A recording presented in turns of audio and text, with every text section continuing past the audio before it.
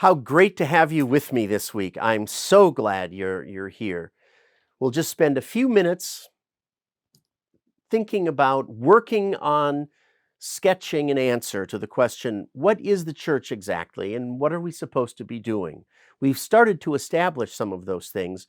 We're going to continue tonight by looking a little bit more closely at what the church is to be centered around in being centered around the person of Jesus. So remember, the church is an inheritor of the traditions of ancient Israel, a continuation of the tradition of the synagogue. It's a continuation of Jesus' movement, but it's the community of Jesus raised from the dead, where he is present, where we encounter him, and we worship God in and through him. And so we worship God as triune. Some of the central details of Jesus' teaching appears for us in what is called the Sermon on the Mount. In the Gospel of Matthew, it's chapters 5 through 7. In the Gospel of Luke, it's chapter 6, verses 17 to the end of that chapter. This is a bringing together of Jesus' words, a bringing together of Jesus' teachings about what the life of following him is supposed to look like, what the disciple looks like. And in the 5th chapter of Matthew, Jesus begins with what the tradition calls the Beatitudes. We call it the Beatitudes because of the Latin word, which was used to translate the Greek word, which appears in every verse for about 12 verses. Makarios, or the plural makarioi, is what the word is in Greek. It was translated into Latin by the word that we transliterate into English as beatitude. So you can see language gets involved in this. And the truth is, Jesus almost certainly didn't say these words in Greek. He almost certainly was speaking Aramaic. So when we see this in Greek, we're already looking at a translation. So the writer tells us that when Jesus saw the crowds, he went up to a high place, he sat down, called his disciples all around him, and it said, then he began to teach them. And this is what he said: how wonderful for the destitute of spirit, the kingly rule of the one who dwells in heaven is for them. Pause just for a moment. If you're reading along, looking at a Bible, you will note that your English translation no doubt says kingdom of heaven.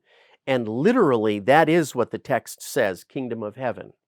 But we have a great misunderstanding about what that phrase means. That's Matthew's way of saying what in the Gospel of Mark is kingdom of God. Mark says what he says, not because he's referring to an other realm called heaven, and he's referring to it as the kingdom of heaven, this other place. That isn't what Matthew means. That's not what Matthew is saying. Matthew, as a first century Jew, is uncomfortable making such a direct reference to God.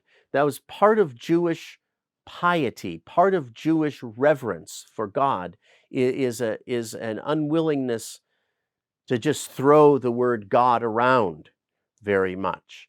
And so often Jews would use, and sometimes still do, use circumlocutions. So ways to refer to God without saying God directly. So Mark says kingdom of God. Matthew shifts it, calls it kingdom of heaven, because in his world, what everybody understood by heaven was the dwelling place of God, the place where God's immediate being is. And so his phrase, kingdom of heaven, means the kingdom of the one who dwells and rules from heaven. Therefore, I tend to translate it as the kingly rule of the one who dwells in heaven. Then there are a whole list of these. Poverty of spirit. How wonderful for those who are grieving, mourning, weeping, because they will be comforted. How wonderful for those who are gentle, they will inherit the earth. How wonderful, how blessed are those who are hungering and thirsting. They can't live without righteousness. And that doesn't mean righteousness so they get some good stuff. It means God's righteousness, even if it means judgment for them. But they will be satisfied, Jesus says. How wonderful for those who are merciful, they will receive mercy. How spectacularly good for those whose hearts are clean and pure. They're not trying to use other people. They're not ever running games. They're not ever plotting. They will see God. How wonderful for those who are makers of peace. They'll be called God's own children. How wonderful when you are pursued, harassed, and persecuted for the sake of righteousness. The kingly rule of the one who dwells in heaven is for them. So, reading these cumulatively, notice they really reverse the values that we usually live by in the world. They turn upside down, turn on their head what we usually think of as good. We don't usually say, you know what, you need to go to college so you can get yourself poor in spirit. Luke, look in chapter 6, Luke says that Jesus says, how wonderful, how blessed are the poor, just the poor. Matthew says the destitute of spirit, those who are so humble, who are so self-effacing, who are so non-asserting. That is not what we generally teach people to do, but that's what the church, we are about teaching people to do that against the grain of the world. So a man named Tony Campolo was once interviewing for a job as a college president. And at a certain point in the interview, they asked him, what kind of product would you like to produce? And people talk like that nowadays in higher education. They use this language of industry and corporate speak. What product? And what Tony Campolo said is, if I became president of this Christian college, I would like students to graduate being so Christian that no one would hire them.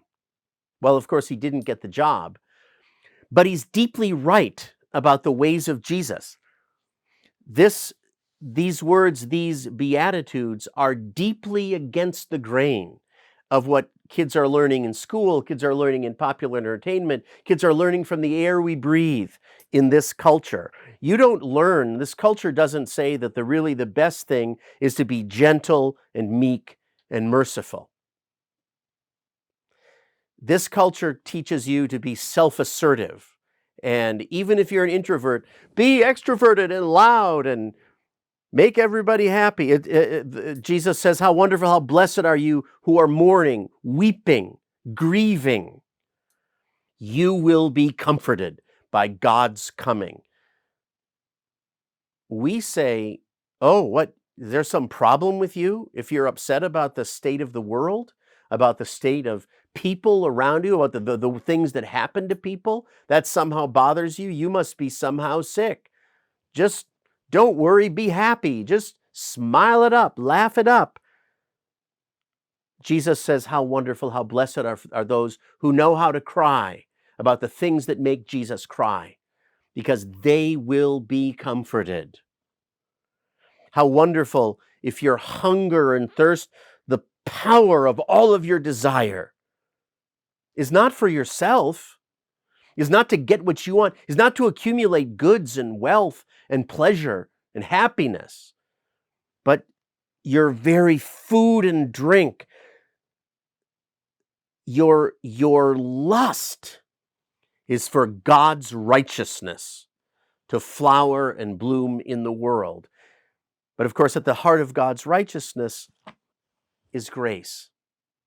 Free, unmerited, undeserved, unearned gift. Free, undeserved, unmerited love. That's what God has for us. That's how God relates to us. And we are to learn to desire God's righteousness centered on that grace for everyone around us, and to go into action on behalf of it. We have a big job in the church, sisters and brothers, and I hope you'll join me next time.